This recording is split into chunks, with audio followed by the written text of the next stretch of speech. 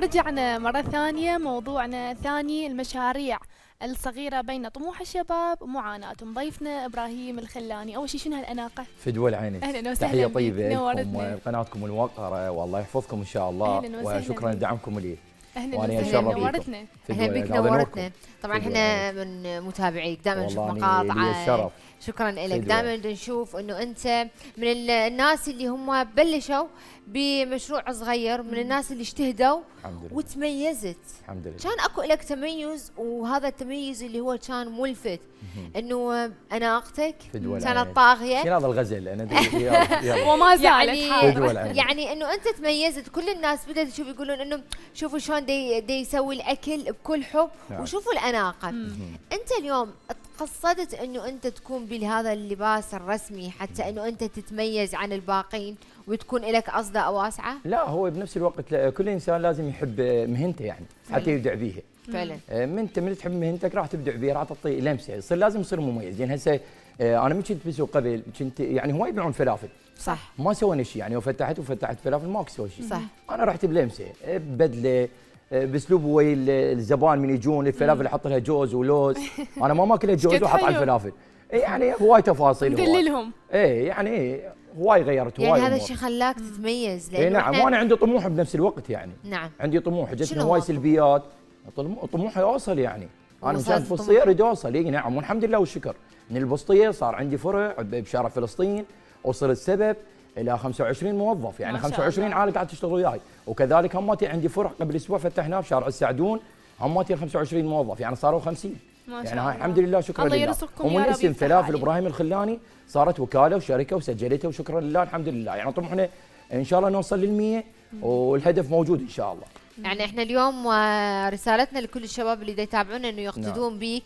نعم. لان فعلا انت اليوم يقتدى بك، انه انت بلشت بمشروع كل شيء صغير بس الطموح كان كبير. طموح موجود، هو اللي وصلك. وهواي عانيت يعني. واهم رسالتي لاخوتي العاطلين عن العمل، لان اكو شخص من يعمل بنفس الوقت شلون يفشل وما يرجع مره ثانيه، ما يرجع يحاول. لا ارجع. وعندك الاصرار، عندك العزيمه، توصل. مستحيل كل السلبيات تحطها على صفحه. ابراهيم، شنو كانت نقطة التغيير بحيث انت اجتهدت حتى تسوي نقطة تغيير؟ هسه واحد يشتغل يقول خلاص انا الاقي لقمة يومي مثل ما نقول اخذها وهاي. شنو اللي خلاك تغير تقول لا انا ما اريد ابقى هنا واقف؟ والله العظيم انا اول ما فتحت البسطيه انا عندي يعني حب المهنتي. اول شيء حبيتها للفلافل، اني العجين زين. شلون راح اميزها، شلون راح اوصلها للعالم. غيرت بهواي تفاصيل. الناس حبتني، اسلوب ويا العالم غير يعني. من تجي العالم ومن يشترون من يمي، يعني مو واحد يعني شلون ضايج وهاي، لا تلقاه طالع شعر هاي. اي نعم. يعني هسه فاطمه وتجيني ويا فاطمه ما اريد العشي. نجيك، لازم نجيك. لا انت وجهك مال كنتاكي، ليش تخربني بالفلافل؟ لا انا من عشاق الفلافل. يا فاطمه ما اريد العشق، لفه فلافل كافيه. ولك وياها قوطيه السفن هيك وترد العافيه. الله. وانت العافيه. يعني صدق فلافل. اريد وحده شيماء. شيماء من تمشين. شيماء من تمشين، عينك علي. وغير الفلافل هاي من صنع يدي، وهم حلوه وتخبلين. هاي مو انت الفلافل، هم حلوه وتخبلين وهم طيبه كلش. ويدرون كل الناس ما نعرف نغش. الله. والله شيء ما ورد. بدون العين. والنبي. خجلتنا حق ما اطلع. لا شيء ما اكون حطيت بالجام خانه، بس اصبح حق الصباح الخير. اي والله. زين، خلينا نحكي بقضيه مهمه. اليوم من رحت حتى تسجل انه انت الماركه مالتك المسجله. نعم. شلون لقيت الاستقبال؟ شلون كانت التسهيلات؟ اكو تسهيلات بحكم انه انت شوي على السوشيال ميديا الناس تعرفك الحمد لله، شكرا لله. شلون كان التعامل؟ والله التعامل كلش حلو وياي. تسهيلات كلش تسهيلات هواي والله. يعني باي مكان باي دائره ما يقصرون وياي. شكرا لله الحمد لله. يعني لي ميزه خاصه يعني. تلقوني يحطون المكان ما يقصرون وياي، يمشون معاملتي بسرعه. هاي لين عندك قبول ولين صرت مشهور؟ لا يعني. اول شيء اني بفضل من الله يعني الناس تحبني وانا ما اقتنع بالوضعيه. شايل حجاره من لا ماكو يا حجاره. وين الحجاره؟ تعرفين الحجاره هو اللي عليك تحكيني قوه فاطمه ما ندري. فاطمه لا والله ما شايل حجار، بس قلت لك هو توفيق من الله والمحبه من الله. وانا هماتي من نزلت العفو، من نزلت بالسوشيال ميديا ما نزلت في شيء سلبي يعني للعائله العراقيه، في شيء مو حلو. لا مستحيل. برساله بهدف. اي نعم كله ايجابي. زين. اليوم احنا خلينا نحكي عن انه على مواقع التواصل الاجتماعي. نعم. هي كانت سبب بنجاحك هذا اللي حققته؟ وبنسبه ايش قد؟ 70%. شلون احكي لنا؟ يعني هي صارت صدفه بوقت. يعني انا فتحت لايف في البسطيه والعجايز يفترن علي. هلا وحجيه شلونك يمه شو اخبارك تعبانه انت اليوم متعاركه ويتشني وهاي وسوالف هذني. هي تضحك تونس. وصل انا فاتحه يعني يمكن نص ساعه وصل 5000 اللايف. ما شاء الله. ابو شنو هاي يعني تدري اول بدايه وهماتين نوبعت القنوات الاعلاميين دعموني والله صار عندك حافز. صار عندي يعني اليوم ايش قد المشاريع الصغيره تحتاج دعم اعلامي حتى انه هي توصل للي وصلت له؟ يعني تحتاج والله. بنسبة ايش قد؟ بنسبة ايش قد اجتهاد شخصي وبنسبة ايش قد يحتاج دعم على مواقع التواصل 30% انا اقول للاعلام. اي نعم. يعني وال70 الا للشخص. هو الشخص راح يميز المهنه مالته. ويمكن هاي ال 30 العفو هاي ال 30 من ضمنها شغلك على السوشيال ميديا اللي هو السوشيال ميديا هم اعلام. شلون العادي هماتين متضرر. يعني خلينا نقول 80% هو على الشخص لازم يشتغل. يعني شلون فادنا بنفس الوقت. فادك زين. خلينا هسه نحكي عن المساعده. اليوم كل واحد بينا من يبدا بمشروع يحتاج دعم الاهل. نعم. يحتاج مساعده اصدقاء. انت منو وقف لك بهاي المشاريع؟ والله توفيق من الله. اقول والدتي وابوي وانا همتي الرساله كل شخص ما يرضى عليه ابوه وامه ما يتوفق مستحيل فعلا يجيب فلوس الدنيا صح. كلها ما يتوفق. صحيح. والحمد لله شكرا لله راضين عليه وما مقصر وياهم. الحمد لله. الله يحفظهم لك. تحياتي لوالدتي العزيزه والله يعطيها صحه وعافيه ويلكون العمر يندار لمر دديره واخذ سنين الضيم وترز صغيره الله يحفظها ان شاء الله. انت شاعر وسوي فلافل طيبه ومشهور حسب الطلب. اي والله مثل الطماطه. قول هواي مواصفات ابراهيم. والله انت ورد. زين هسه انت عندك مشروع تفتحه جديد؟ والله اليوم عندنا هو احنا نحكي عن اليوم فرع شارع فلسطين اليوم افتتاح ان شاء الله ب8 ودعوه هماتين من خلال قناتكم الموقره. هاي الاناقه مو على مود نيجي على مود لا شلون شيء ما لا. يعني هسه اليوم نجي ناكل مجاني؟ شنو مجاني؟ اكيد المطعم صاحب المطعم كله قدامكم. هاي دعوه للكادر هاي كلهم واقفين هنا كلهم يجون. للكادر كله حطه على راسه. بس خاف ما يكفي. مو بس الكادر هماتين نقطه نظام. كل العالم المحترمه وكل الناس اللي دعمتني انا اتشرف بيها وحطها على راسي. هاي دعوه مفتوحه. شلون لعد مستحيل. بس ابراهيم خاف ما يكفي المطعم احنا لا خير خير. يخلص حياته بخير. الخلص حياته بخير من عنده لا تخاف. وبس خوفك من الكان ما شايف وشاف. نعم الحمد لله شكرا نعم. لله. زين خلينا نصيحتك اللي توجهها دائما للشباب. اكو اغلب الشباب انه هو يقعد يقول لك انا اريد اتعين. انا لو اتعين لو ما اشتغل. نعم. من تقول اشتغل هو وين الشغل؟ نعم. هاي الجمله دائما نسمعها مال وين الشغل. وانا كل شيء ضد من هاي وين الشغل؟ يعني انا احس بيها من يقول وين الشغل اقول له يعني عفوا اقول يعني شلون يكذب ما شلون العمل موجود. اشتغل كل الشغلات الشريفه. دور موجود كل الشغل وانت اي شغله هسه هاي المي ما بيها مشكله ترى هسه احنا مو كل احنا نتعين يعني العراقيين لازم كل احنا نتعين. لا مو منطقي اي بلد مو منطقي يعني طبعا. يعني انت فتح لك مشروع وحب المشروع وابدع به شوي. اكو ابراهيم اكو يفتحون مشاريع من صغير يبدي راسا ميز ومكتب ويقعد مو اي فعلا دائما انت هذا المشروع هو صغير حبه. حتى اذا نحكي اكو هوايه من المطاعم المشهوره اللي هي بدت ببسيطات صغيره بعدين صارت سلسله مطاعم. نعم. ونعرفت صح. ومن الاسماء هو مثال هسه نفس الشيء فعلا. فدائما لازم انه احنا من نبلش بشيء صغير نطمح انه احنا نكبر هذا الشيء. وانا قبل يقولوا لي انت وين تريد توصل؟ مو يشوفوني ابدل واشسور الصبح وعبالك طالع وين حبيبتي؟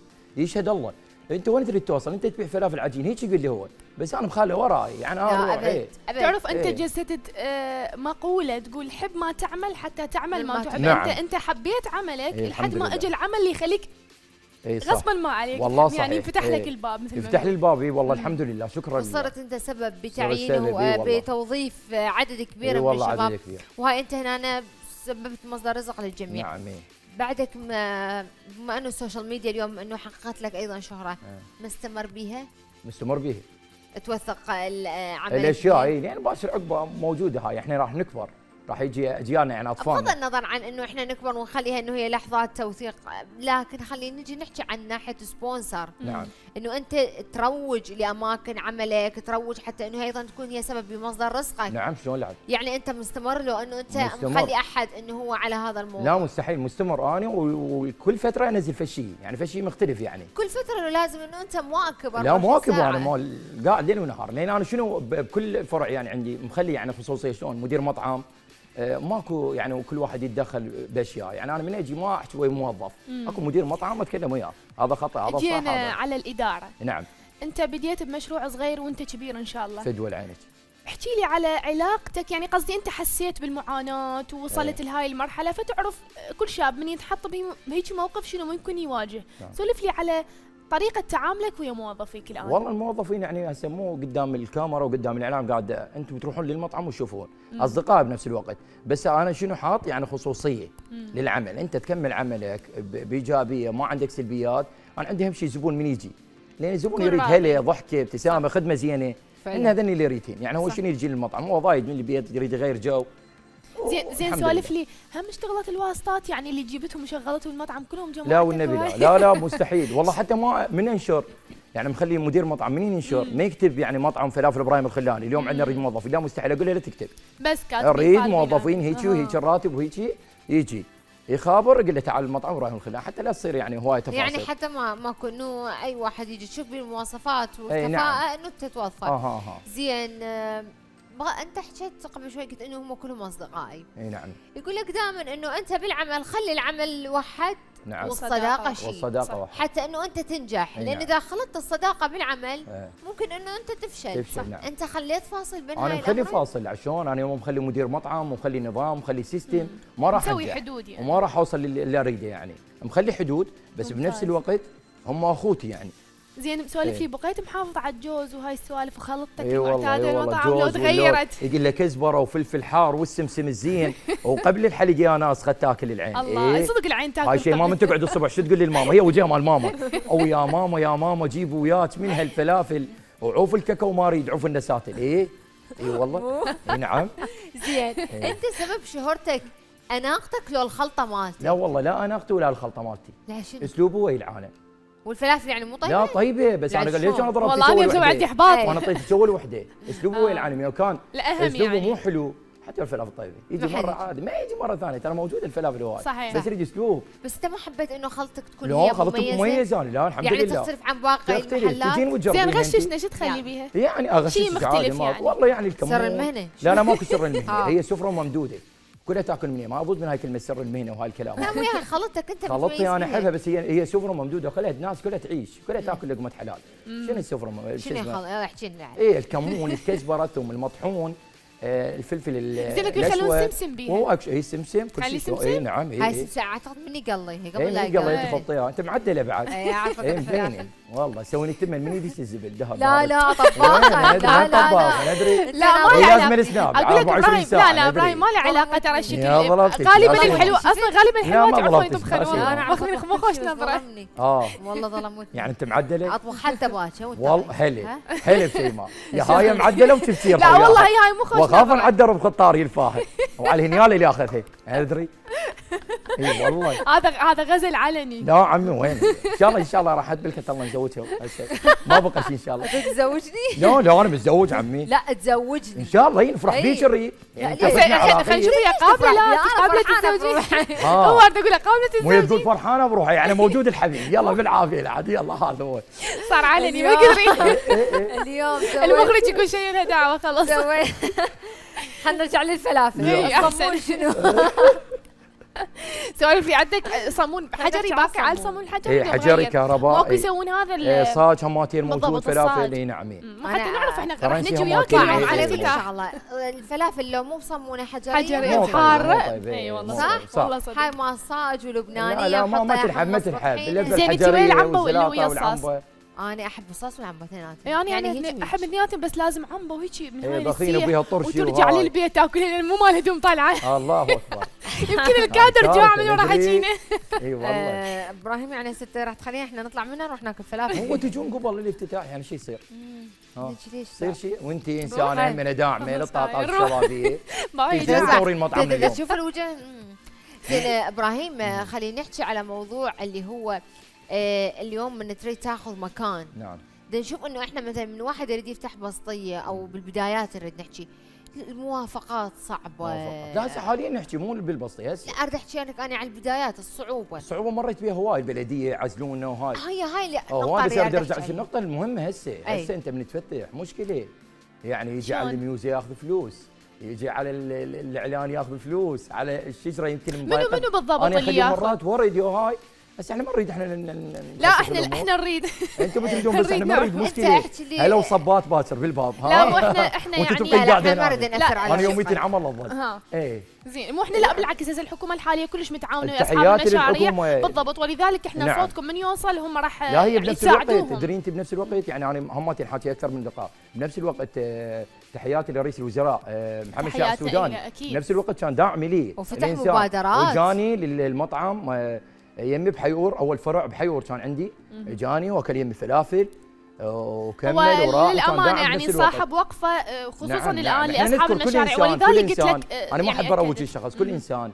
دعمني بهذاك الوقت لازم اذكره. واكو هسه حاليا مبادره تم اطلاقها للشباب اللي عندهم مشاريع صغيره تكون عن طريق سحب سلفات حتى انهم يطورون من مشاريعهم ويكبروها. وانا بنفس الوقت اعطاني قرض اللي اقول لك شيء اي اعطاني قرض 8 ملايين وكل سنه اعطيه 800,000 وانا من 8 ملايين انا طورت الوضعيه روجتها هاي شيء ايجابي اليوم احنا زين ابراهيم اوريدي يعني اي مشروع ينفتح بكل البلدان لازم اكو ضرائب يعني انت خو ما بس لك مو صح لازم اكو للدوله لازم اكو ضرائب للدوله فانت تقول هسه ياخذون على كذا كذا كذا هاي اشياء قانونيه يعني هل هي قانونيه؟ اكو بيها قانون اكو مو قانوني يعني باصولات شخص مثلا معتمد عنده هويه من ماكو لا اكو قانوني اكو مو قانوني اكو قانوني زين ليش تتعامل ويا غير القانوني؟ انت عندك مشكله اكو وايد تفاصيل تصير اكو وايد تفاصيل احنا ما نحب ندخل بيها حتى ما نريد ناثر على مصدر رزقك. احكي لنا هسه شنو الاجواء اللي محضرها للافتتاحيه؟ والله الاجواء تخبل شنو الاشياء اللي مسويها؟ دعيت اهلك الناس اللي داعيها كلهم اصدقائي كلهم الاعلاميين دي جي وحركات حركات والله حركات انا همتين ما اريد يعني اسويها مثل ما نقول شلون ما حلو بها اساءه لا شغل حلو بيش الساعة الافتتاحية؟ يعني ب8 يعني هسه هاي دعوة للناس كلها اي والله الشرف يعني نعم نكمل من هنا نجي ناكل يوم والله لي الشرف يشهد الله يعني سعيد انا من تجون انتم ان شاء الله ان شاء الله انتم طيبين ومحترمين والله زين انت قلت انت محضر كل شيء ومهيئ كل الاجواء وعازم هوايه ناس زين اليوم منو من الاشخاص اللي انت اقتديت ب خليت انه تقول هذا القدوه مالتي اللي خلاني اني اتطور اللي انا اقتديت بكلامه اللي انطاني هو نصيحه لان يوم ينطيك نصيحه هذا صاحب فضل يصير فاحكينا عن الناس اللي هي كانت وياك دائما الناس اللي انت اقتديت بها حتى انه طورت نفسك وصلت لهاي نعم والله هو اول شخص يعني تحيه من قناتكم الموقره اخي وصديقي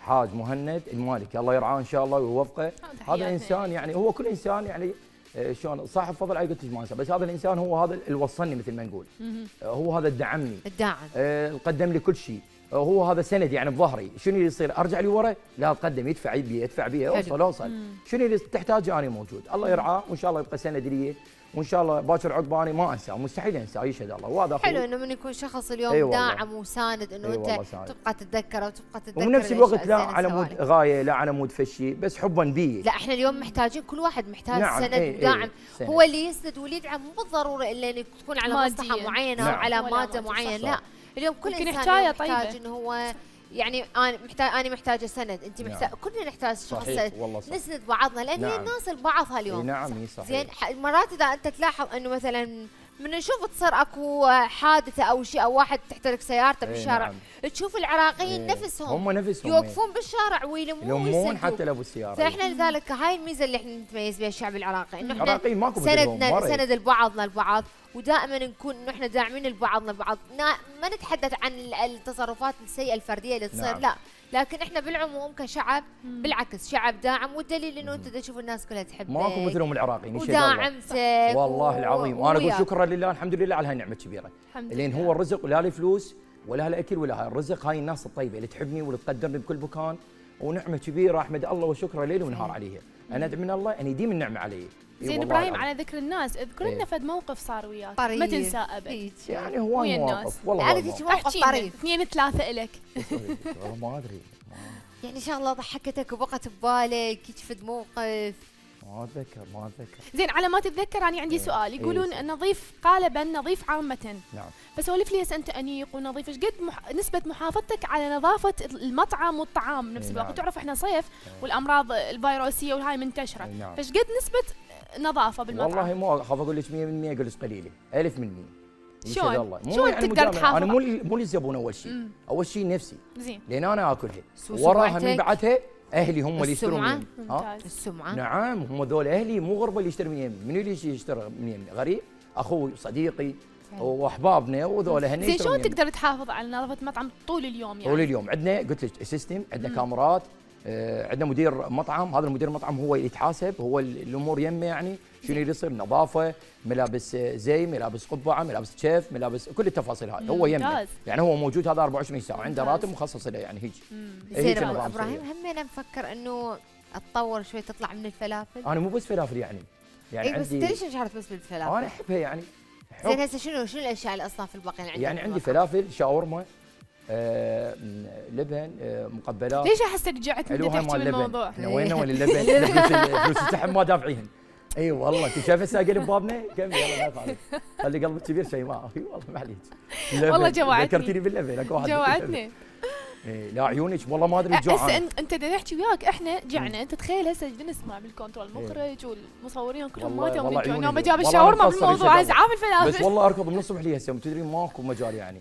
اي صح انه خاصه واحد من خاصه اليوم انا يعني صار شويه واحد من تكون عنده افتتاحيه تكون ركض وتعب ان شاء الله تحصد تعبك وثمار يعني. تعبك وانت انسان ناجح وبدليل انه شفناك انه ثابرت ووصلت والناس كلها تحبك ونشوف على مواقع التواصل الاجتماعي كل الناس انه هي تقتدي بيك ويجوزك هواي شباب انه من شافتك اليوم انه انت بلشت بمشروع صغير وكبرت. لا بنفس الوقت هم احنا ساعدنا هواي شباب يدخلوا لي على الخاص يتكلمون يقولوا لي شنو نفتح؟ شنو هاي؟ يشهد الله اروح لهم اعطيهم الفكره. وفلافل كذلك هم يكو ناس فتح فلافل مطاعم فلافل يعني. زين تعال ابراهيم جاب بالي سؤال. نعم. انت تقول متزوج. اي متزوج وصار عندك شهره بالسوشيال ميديا، سولف لي على المعجبات وزوجتك شلون تعمل لا انا عندي المراه في شيء مقدس هسه مو مجامله والله تحياتي زوجتي العزيزه الله يحفظها تحياتي همتين البنتي ليون الله يحفظها ان شاء الله. الله يحفظهم يا رب وان شاء الله يعطيها صحه وعافيه ان شاء الله. عندي المراه مقدسه في شيء، انت قد ما تقدم لها قد ما تعطيها فعلا ما تقدر توفي حقها والله العظيم. بس احنا بعض همتين الرساله، بعض الشباب المتزوجين مشكله يطلع برا يسولف ويضحك، تدخل البيت وجهه مدلغم وضايج و500 يطيها. بس انت ايضا لازم تذكر انه قبل لا اسال هذا السؤال احكي لنا عن هي دعم زوجتك اليك. والله يعني اقول لك ضحت وتعبت يعني هواي امور من ايام البسطيه، ركضت وياي عانت يعني تحملتني يعني. هي مجرد انه كانت وياك من الصفر يعني من كان عند مصدرك المادي محدود لحد هسه هذا وحده وفاء قليله والله العظيم. وانت وفي يعني هسه ذكرك لها بهاي الطريقه. ويقول له تدري العشق وياك ماكو احلى مني، ليش عاشق واموت عليك وليش كدفني. ويقول له من رحت لياني يقول له من رحت للدكتور شاورني بسكوت ولو الفكي يحاكيك لو باكر تموت. ويوم ليان كون القات طبعا اليوم تسودين علي. ويوم ليان كون القات قبل 12 عام وحتى حكموا النسوان شنقا بالاعدام. الله اي تو احنا شنو بعد راح ازوجك انت ما بقى شيء ان شاء الله. راح يزوجك مو حتى خافي راح يزوجك مو اسوي دعوه راح يسمعون غلط. ما بقى اسوي لك دعوه والله ماشي. لا اسوي لك تدلل لازم يسوي بعد 3 سنين 4 يجوز. لا تسوي لا تعملوا هاي اللعبه لا تعملوا هاي اللعبه ما بقى شيء ان شاء الله ورا صفر. هو باعي جاي مخال ختم عليه شيء ما خافل عدت الموعد. يقول ورا صفر. اي والله احنا نريد نجيب شيء شاورما بالعرض. لا انا ما اجيب لها شاورما والله انا اجيب لها شيء مميز اللي هو انا بس لا طريقه انا ادخل بشيء مميز. لازم ادخل في شيء مميز. انا اجيب العرس مميز الله والله يقول شنو هذا جايب هذا شو بسوي؟ ايش راح تجيب لها؟ انت شاليه ليش جاب بالي كيك على شكل شاورما؟ ليش ما تزين؟ انت شو تجيبين؟ باعي صار ساقل الموضوع عليه فرق علي. انت شو تجيبين بالعرس؟ لا اي عليها اي باعي مصر علي. علي. لحظه انتم زفيتوني وجبتوا الهدايا. هو يقول ورا صفر لازم نتجهز من هسه. كبرتي شيء ما صدقت كذب انت شنو السالفه؟ زين يا من يقول العريس موجود؟ لا انت كبرانه بس حلوه. بعدني صغيره مرخصتي ام ليان شويه. طوع ايه شويه طبيت. لا ام ليان اختنا وحبيبتنا. انا باوع بعد لي سنتين من اطب 30 عود افكر الزواج بعد وقت. اي والله لا بس هو ان شاء الله. هسه اعلنت عمرها علني على التلفزيون من وراي. اي انا عمري 28 سنه والله عم العمر كله ان شاء الله. 28 تخبط. هسه احنا هسه ورا صفر انه بلابس اسود يقول من لبس السواد سبع العباد ويقول له اسود باسود والجنطه سوداء لك ميت حبيب الروح لو هاي موديل. اي والله اليوم ماكو خلاص اذا ما طلعنا بسؤال راح تبقى الحلقه عليه. الفلافل ايه واضح. يقول له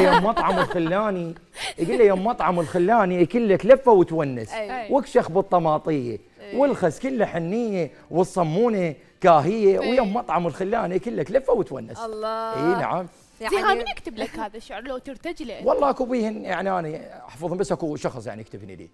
اي والله حلو يعني عندك شاعر منو هذا الشخص؟ يعني تحياتي هذا سر المهنه حسن لا الشاعر حسن العطواني الله يرعاه ان شاء الله ويوفقه وتحياتي همتي للشعراء كلهم. زين يجي ياكل يمك ببلاش حسن؟ لا ببلاش لا تلعبني اياها انا ابوي ماكو تفاهم وياه اهم شيء ليلث انا من اشوف ليلث جاي يموت. يعني بس بالافتتاحيه. زين انت تحتاج هاي القفشات وهاي الكلمات وين الناس يعني نعم تتعامل بها وين الناس؟ يجيني تدرون من تيجي العائله لازم يعني اضحكهم اونسهم هم جايين شنو جايين عليك اللي لك الموجود قلت لك شوف مكان تجي على البسمه على المكان الحلو اكو مطاعم مكان يعني فخم وهاي يطوب ما يقول لك الله بالخير يمكن ما يقدم لك ما يقدمك يقول لك بلف انا من الناس عندي تجربه الموضوع الطب مطعم فخم لا احنا مو نريد يعني مثل ما نقول تسقط لا بس هذا واقع حالي يعني بس انا من يجي يمي لا جاي بالبيت يتونس اليوم واحد يحتاج انه مكان يكون هو يرفه به عن نفسه ويشوف الوجوه هاي الطيبه المبتسمه دائما فهاي هذا الشيء ايضا يجذب الزبون.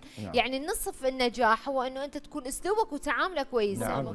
فانت معتمد بالدرجه الاساسيه على من اهم نقاط التسويق اصلا هي الترحاب. نعم.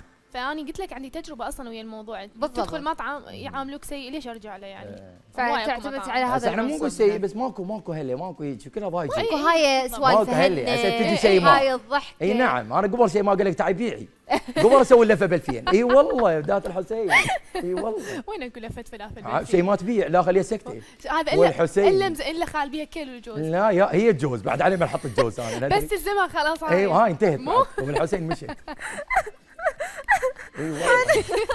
انا خفت علي شيء ما اليوم خاف يصير بها شيء باجر اوف النوبه هي مشكله بالاوف كل ما ناخذ اوف يصير شيء الله اللي يستر. طبعا والله احنا حابين انه ناخذ وقت وياك اطول بس احنا ما ردنا ناخرك تعتك افتتاحيه وربي يوفقك ويحفظك انا اتشرف بيكم وشكرا لك واحنا نريد انه هسه بغض النظر عن الاشياء الحلوه اللي حكيناها نريد كلمه للشباب رسالتك وكاملتك وقدم لهم رساله. الشباب قلت لك خليه يعملون العمل موجود اشتغل كل الشغلات الشريفه لا تظل قاعد بالبيت لا تظل نايم باوع على والدتك باوع على ابوك باوع على اهلك عينهم انت لوين تبقى قاعد انت لوين تبقى تفكر هسه بنفس الوقت يعني وانت تخرجت وكملت على عيني وراسي بس ماكو تعيين تبقى نايم مشكله افتح لك مشروع واخذ من يمه لقمه حلال من يجي التعيين يتعين ويروح بس انت مو ظل نايم ايش وقت يعيوني ايش وقت يعطوني توكل على الله يا اخو الطيبين هسه احنا من الصبح لليل يشهد الله نوم ما ننام قاعد يعني اطب ال5 الفجر الصبح صدرين اهلي ما اشوفهم. زين ابراهيم نعم. سؤال عدد لنا نقاط المعاناه من اول ما بلشت حتى الناس الشباب اللي ممكن يقتدون يدخلون مشاريع صغيره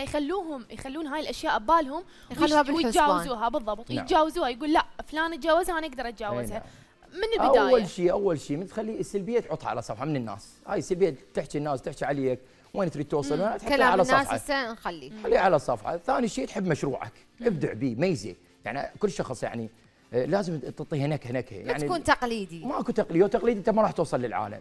وثالث شيء انت تصير مميز تصير نظيف مبدل انت رايح للعمل صح. انت اي مهنه يفتح النفس انا ماكو بيها ناس تروح تقول انا رايح الشغل خلينا نطق البدي وراح ما له خلق لا انت بدل واسبح وعطر ودنيا وش اسور واروح اطلع الصبح يشهد الله يعني من يجي الزبون يشوفك نظيف هو يرتاح يشوف لك النظيف فعلا شو مرتب فعلا انت تعتبر اليوم واجهه المكان نعم. فالناس من تشوفك انه انت بهذا الترتيب وبهذه الاشياء فهاي من الاشياء الحلوه انه تخلي الناس تنجذب لهذا المكان وتخلي الناس تحب هذا المكان ايضا ناهيك عن اسلوبك الحلو وكلامك اللطيف ويا الناس. طبعا احنا نشكرك فدوى العين ونشكر وجودك ويانا انا اشكركم الله يوفقكم ان شاء الله وكلش نورتنا وسعيدين وياك والله انا سعيد بوجودكم الله يوفقكم ان شاء الله وشكرا لقناتكم الموقره واشكر دعمكم شكرا لك وفاتحه خير عليك وبالخير ان شاء الله انت بخير يا بعد قبل شكرا فاطمه والله يوفقكم وتحياتي شكرا جزيلا.